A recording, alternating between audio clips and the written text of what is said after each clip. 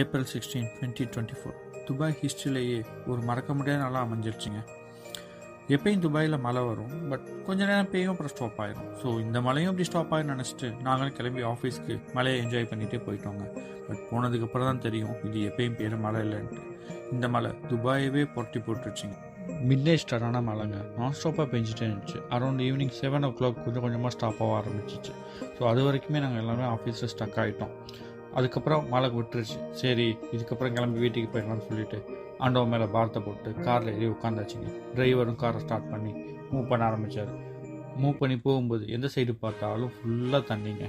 எங்கே பிளாக் இருக்குது என்னன்னு தெரியல, ஃபுல்லாக தண்ணி இருக்குது. ஸோ ஸ்லோவாக மூவ் பண்ணி அப்படியே போயிட்டே இருந்தோம். இப்படி போகும்போது ஆப்போசிட்டில் பார்த்தா ஃபுல் டிராஃபிக்குங்க.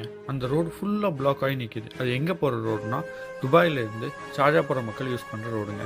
இங்கே பல மக்கள் ஷார்ஜாவில் தான் ஸ்டே பண்ணியிருக்காங்க. ஆனால் துபாய்க்கு டெய்லியும் கார்லையும் பஸ்லையும் வேலைக்கு வந்துட்டு போயிட்டுருக்காங்க. ஸோ அவங்க போகிற ரோடு ஃபுல்லாக பிளாக் ஆகி எந்த மூமெண்ட்டுமே இல்லாமல் ஸ்டக் ஆகி நிற்கிறாங்க. எல்லா பக்கமும் ஃபுல் டிராஃபிக், எந்த பக்கம் பார்த்தாலும் தண்ணி, அங்கங்கே கார் ஸ்டக் ஆகிருக்கு. ஸோ ஒரு வழியாக நான் எப்படியும் அதெல்லாம் கிராஸ் பண்ணி என்னோடய ரூம் போயிட்டேங்க. போயிட்டு அடுத்த நாள் கிளம்பி ஆஃபீஸ் வரும்போது பார்க்குறேன், நான் முதல் நாள் பார்த்த அதே மக்கள் அதே வெஹிக்கிள்ஸ் எந்த மூமெண்ட்டும் இல்லாமல் அங்கேயே ஸ்டக் ஆகியிருக்காங்க. ஏன்னா எல்லா சைடும் வாட்டர் பிளாக் ஆனதுனால அவங்களால ஷார்ஜாக்கு போக முடியலை. ஓவர் நைட் அவங்க சில பேர் காரில் தூங்கிட்டு அங்கேயே தான் இருந்திருக்காங்க. இதெல்லாம் பார்க்கும்போது என் மனசில் தோணுது ஒரே ஒரு விஷயம் தாங்க. அங்கே ஸ்டக்காகி நிற்கிற இந்த டிராஃபிக்கில் 1000 ரூபா சம்பளம் வாங்குறவனும் அதுக்குள்ளே தான் இருக்கான், 5000 ரூபா வாங்குறவனும் அதுக்குள்ளே தான் இருக்கான், ₹1,00,000 சம்பாதிச்சவனும் அதுக்குள்ளேயே தான் இருக்கான், கோடீஸ்வரனும் அதில் தாங்க இருக்கான். பட் அவங்களோட பணம் அந்த நிமிஷம் வந்து அவங்கள காப்பாற்றலைங்க.